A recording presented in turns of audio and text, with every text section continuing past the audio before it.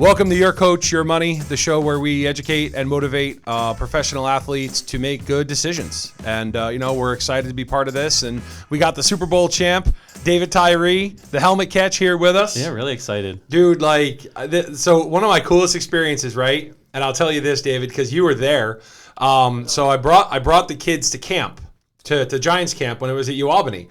And now this is after I retired, right? And David, you were nursing a hamstring issue. You had a hamstring injury, right? Oh. But you had the Super Bowl had just happened. So I walked over with all the kids. And now the kids nowadays, they just don't know, right? They're just oblivious, So I walk over and me and David dab, right? We dab it up, we hug. They're like, oh my God, you know David Tyree? I'm like, yeah, he was like a lineman for receivers because he would just light people up at Syracuse. That's what he did. That's why I loved him so much, because he wasn't a regular receiver. He would just crush people, So the kids got a kick out of it. I appreciate it. I took so much pride, maybe too much pride, in actually destroying defenses. But yeah, I definitely took more, had more pride associated with being a football player than being a wide receiver. So it was fun. No, we're excited for you to be here today. Matt took me out to Syracuse for the first time, actually, a couple weeks ago. We were out there for the Marcus Pryor Foundation fundraiser, and I got to see, really behind the scenes, because a lot of average people don't get to see what D1 schools are, big name schools are, and just the amount of money that's behind athletics. 400 nowadays. kids. How many kids showed up? 400 kids. At least 400. Yeah. Yeah, he was out there coaching the whole line. I was sweating. It's oiled up. Obviously, so much has changed since our day, and rightfully so. But no, it's well-oiled machine. Lots of ducats, lots of opportunities, and a whole lot of sweat equity that these programs and kids have to put in place to do it at a high level. So I was going to ask you about what you got going on. Obviously, you just started your podcast, which is awesome. That's phenomenal. So you're building that brand, and obviously your transition, David, I want you to kind of walk me through it, because you went from Syracuse to the NFL, and I know that it took you a while to build up, but talk to me a little bit about that process for you, because my goal is to try to educate, young guys and gals on some of the pitfalls about, the transition, and then after you get done with the Giants. So take a couple minutes and tell us that story on all the transitions that happened for you. Yeah, that's kind of what it is. Life is one continuous transition, and I think there's defining earmarkers. And for me, a 7-year career was immensely successful, 5 years of high-level success, Super Bowl champion, and 2 years of a decline. Yeah. At 30 years old, I'm done. And the biggest part is, okay, what am I going to be the best in the world at? That's the biggest deflating internal experience if you haven't spent time preparing for the day that we all know is going to come, but the day that we don't know when it's going to come. So, of course, that now happens even at the collegiate level because of some, especially at high-level athletics, because of how much our identity is invested in the game. So I was fortunate to be really sound and stable in faith and family and the things that probably mattered most. And but I wasn't really secure in what I was going to do really well. So about a year and a half floundered around with my financial advisor at the time, and he really didn't have a real plan, and I just had a lot of trust in the relationship, and that was kind of like a relative failure.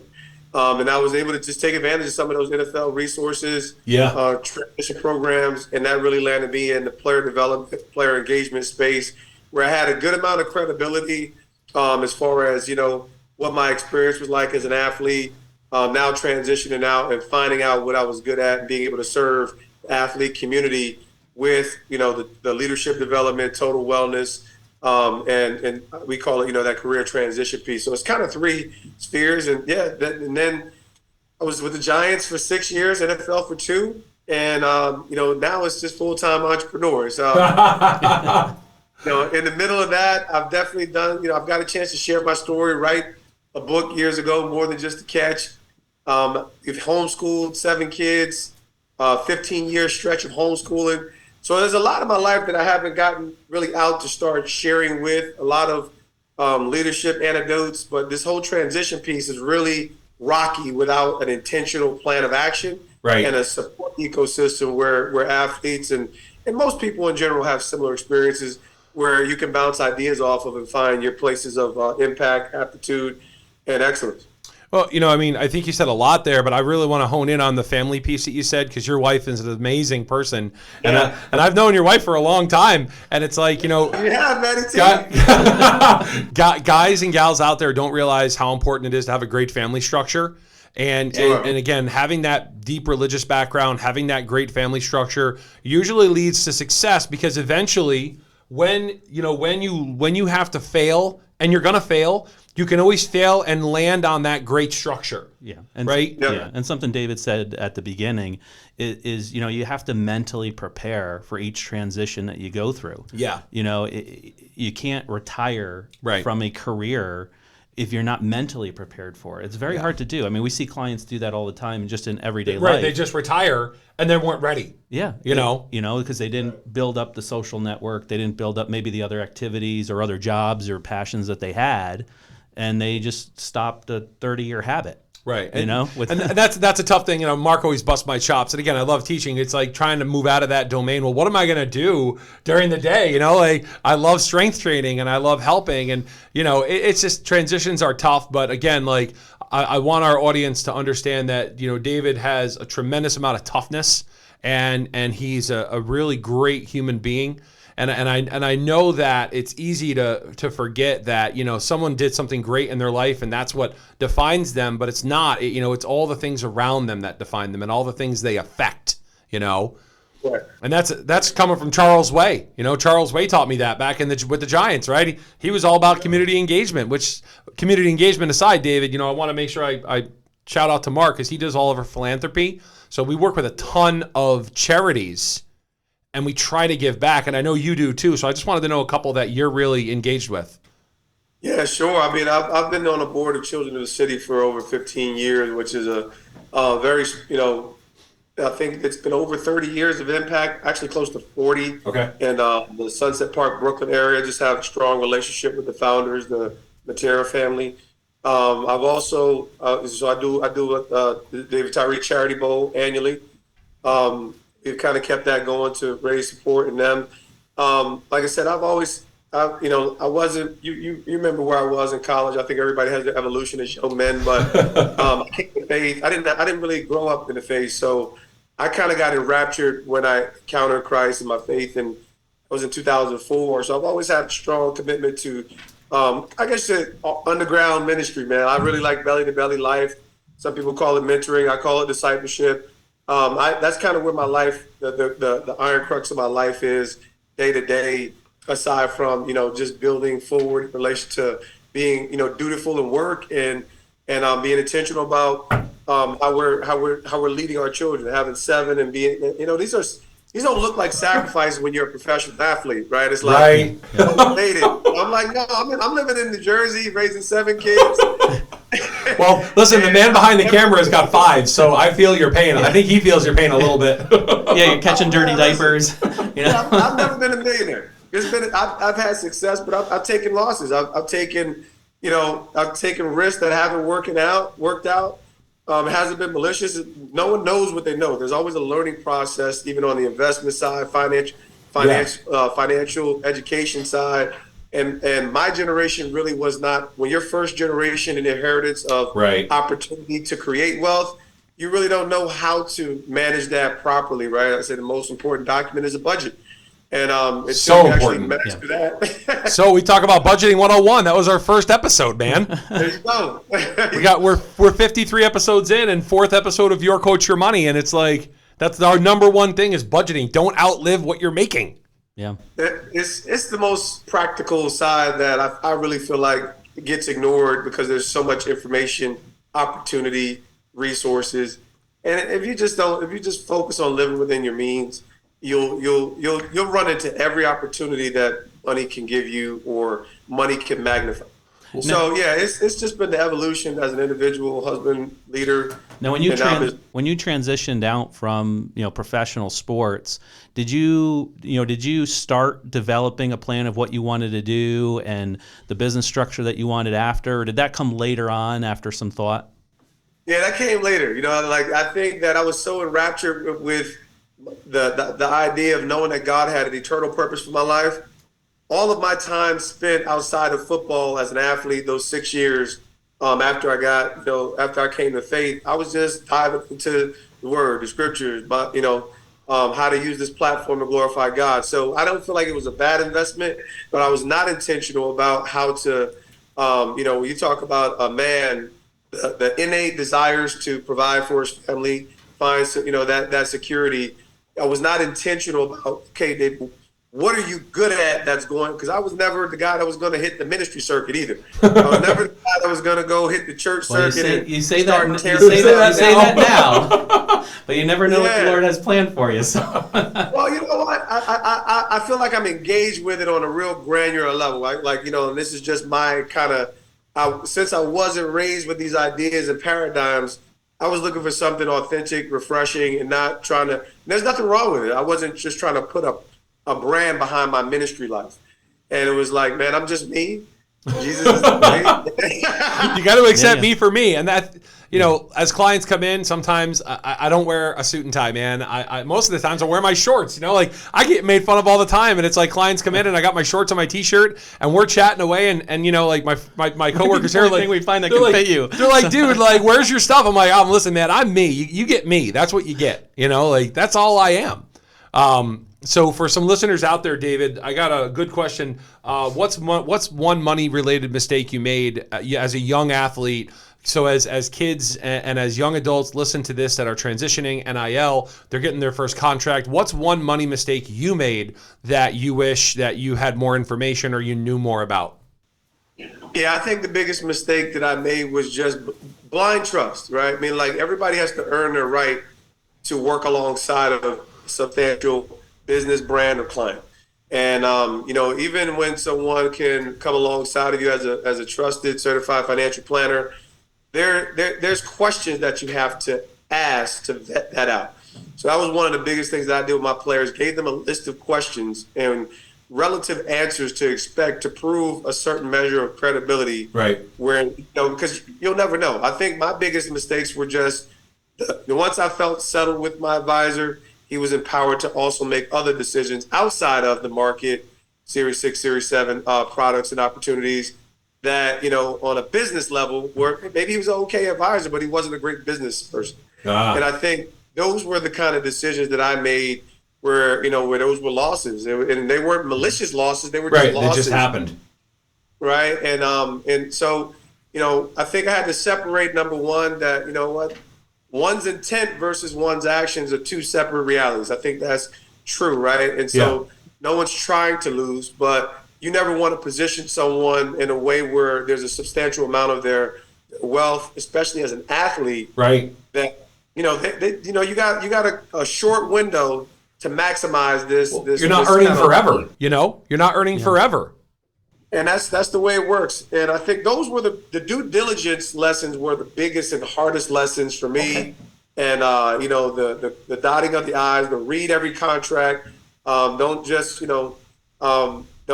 kind of take it on a whim. Don't just sign the contract because it's a good faith and everybody's look for the release statements. Look for I'm still looking at this as an entrepreneur. Like, there's every opportunity for someone to gain an advantage in the marketplace. There's a competitive side, and some people are just doing things at your expense, right, even if they're not trying to harm you. Well, one thing I've found as I've talked to different athletes, and I've actually found a great connection with MMA fighters, right? And a lot of times their agent and the CPA and the advisor, they're all the same person. Right. Yeah. And this is, again, breaking up the people that you work with, letting them be separate. Yeah. Right. So they're all not in the same room, and they actually should work in a series of checks and balances where your agent should not be your advisor, should not be your tax person. Well, and we do that to an extent in our own practice. Yeah. I mean, we have specialties of our own that we all work on, but right. we get together as a think tank, and pool good ideas together because that gets you the best But options. we outsource any tax planning. We outsource. Right? We don't do any tax planning in-house for the purpose of saying, hey, listen, client XYZ, you have $100 million, right? We're going to make sure the tax side is taken care of, and then we're going to find a way to make sure it's done correctly so that you get a great situation for yourself. Okay. Yeah, it's vital. And I think, like I said, from a checks and balances side, it couldn't be more helpful, more useful. And the biggest thing I think that athlete, you have to be invested in learning along the way. You have to be invested in and commanding your team to educate you along the way. This is not information that you don't have to be an expert, but you need to be able to hold your team accountable and understand that they're actually working for you. So the client, that side of it that's really challenging for the 20-year-old to 22, 23-year-old. Tremendously. And even managing some of these relationships with their family members as trusted advisors, right? And I think, if that's actually your job and your role, but everything boils down to trust and actually really, gaining insight, education. I'm a high accountability guy, so when I looked at my losses, I internalized it. Like, man, I allowed that to happen. Right. It was my fault, right? Yeah. Yeah. Like, so now I'm not going to do business with that person any further, right. But I permitted that virtue of not asking the next layer of questions. Right. And I think that's kind of the mindset that I felt like has allowed me to mature, kind of keep my heart right as well, but at the same time continue learning. You're kind of circling around this financial literacy piece that's been a big push of ours, and this is why we do the podcast. I mean, listen, this whole thing started, I watched a friend of mine do a podcast on his phone, and then this is why I love Mark so much, is that he's like an idea guy. So I'm like, dude, we got to do a podcast. And this room that we're in was like just basically a storage room. You know what I mean? So I came in one day and all of a sudden, I mean, you should see the setup. There's cameras, there's a mixing board, there's a job. I'm like, what happened? Like overnight, I'm like, dude, I go a little overboard on his idea. I'm like, what did that? But you know what? For all the right reasons, we have created a method where we can deliver timely content and it doesn't cost anything. And it challenges the ideologies that people have. And it's good because you should be challenged. And I love when a client calls me and says, hey, why aren't we doing this? Right? And then I can explain to them, hey, this is why. This is the reason why we didn't make that choice. Well, it's really eye-opening, when you visit a Syracuse like I did a couple weeks ago. Yeah. Is how there is such a lack of financial literacy in schools. Literacy is huge. And it starts in my youngest is elementary school. My youngest is a second grader. And they don't touch on any topics really when it comes to financial literacy. And how to build a budget, how to make sure you're on par. I mean, like, again, David, me and Mark are both fiduciaries. So we have our Series 7, we have our Series 65 and 66. And it's like usually the revolution of the first conversation with a client is how to build a budget. Yeah. Right? It's so necessary, but the reality is most aren't really locked in and like locked into it. And the reality is life changes, right? So for me, I probably every 2 or 3 years am going to kind of revisit it because a financial checkup, right? And it's more just am I actually keeping this? Because I know I'm in line, but there's times where I'm often out of line. I'm not a Nazi in my temperament with my budget. I just know that it has to be revisited often, and I need it if I'm going to stay within the confines of that discipline that actually brings freedom, right? If you want financial freedom, you have to have tremendous discipline in relation to setting not just goals, but also parameters around what's really important to your family. Well, and our industry changes so much between different regulations and things from the government. It would be the analogy of running a football game and playing the same play every down over and over and over again. Obviously, Mark's not very well versed in football, David, by the way. Good for you. He did a good analogy.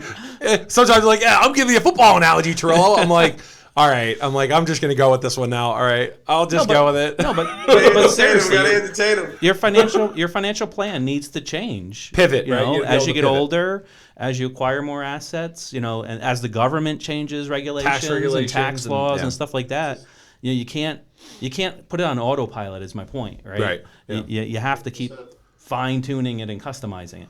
So, David, I know you're tight for time. What's your next big move? Because I want to make sure we market it for you and send it out. You've been a great guest, and I hope people got some good information. Like last few years has been a tremendous opportunity for me to finally allow the catch. I'm really trying to get into storytelling phase, but we've been in grind. We're actually laying wet cement in relation to DT3 Enterprises. It's kind of my holding company for all things that are connected to Catch Camp, Catch the Moment podcast. Healthy, we're actually doing a rebrand on our storefront from Clean Juice, which is a franchise, to Healthy Catch. And retail is a monster. That's something that's been a unique experience. Okay. That I can't say, I don't, as long as it works, it's working. As long as the bills are paid and you're making some money. Yeah, we're not making any money there, but it's a time consumer. But I'm excited about getting to the storytelling phase of where we've been with our family journey, our leadership journey, and continue to work alongside clients to help them achieve their goals from a executive coaching side and speaking side. So that's kind of the holding company and some of the subsidiaries that we've created in the last 3 years. But yeah, it's all a journey. These are all things that have kind of been in me for years. But I've been just securing, laying a foundation for my posterity, for my generation, for my kids. My oldest son is an airman. Just became an airman in the Air Force. Wow, that's and my great. other son Josiah, he just graduated high school. So it's an interesting time of just transition for the entire Tyree Nation is what we call them. So So where can our listeners find your podcast? Yeah, where can they find your stuff? Because I want to make sure we send it out. Every platform. Catch the Moment podcast. We're on YouTube as well. David Tyree 85. You can kind of get the full makeup of what we're doing. The groundwork that we're laying, building a team. Everything's one step at a time. It's been me, my wife, and a couple of faithful soldiers behind the scenes helping us navigate this robust. I tell people my life is kind of built like an ocean liner, so it's not a speedboat, Hopefully not the Titanic. It doesn't work great for the business, but it's been one brick at a time, and now we're casting vision in a way where I think a lot more people are starting to see there's just a lot more than just this helmet catch. So I look forward to, just kind of fine-tuning into more storytelling, more content, enjoying the podcast and elevating amazing stories. So, just excited about everything that God's done. Great. Well, we got a couple things for you as a thank you before we wrap out the episode here. Yeah. So first and foremost, we have a little something pretty cool, that Matt's actually. gonna send down to you. We're gonna mail it to you. So it's this beautiful little. There's some your coach, your money coin. Yeah, a little token for appreciation. So it's pretty cool. I see it. And then ultimately, I think we've decided on Children of the City should need a little bit of a benefit. So Matt and I went and we got a little bit of a Happy Gilmore check here for you that we're going to make out to Children of the City for $1,000 to kind of help your organization out. That is so huge. We want to make sure that you know that we love you and we thank you so much for coming on our episode today. Super generous. And Super generous. You're gonna get a portable phone charger and a nice little billfold for your notes and stuff like that. So we'll be sending them down. Tremendous. I can't wait to. I'll make sure we hopefully at some point we'll get the path of intersection. Use our platform to keep elevating all the work that you're doing. Generosity goes before you, but. That's the Matty T I know. Bulldozing people on the line, big heart. Helping them up and then doing it again. That's it. So, hey, man, just wanted to say thanks for everything. Mark's going to cut a little outro here. Again, thank you for joining Your Coach, Your Money, where we strive to help young professionals make great decisions. Mark's going to give you some contact info for the wrap on the episode. Yep, and as always, you can find us at yourtimeyourmoney.net for your net worth, 43 British American Boulevard, Latham, New York, 12110. Or you can reach us at 844-444-YTYM. Like and subscribe. We always appreciate that. Share as much as possible. And once again, we want to thank David for being on our episode today and wish you the best, David. It's Your Coach. Your money. Thank you guys. Appreciate it.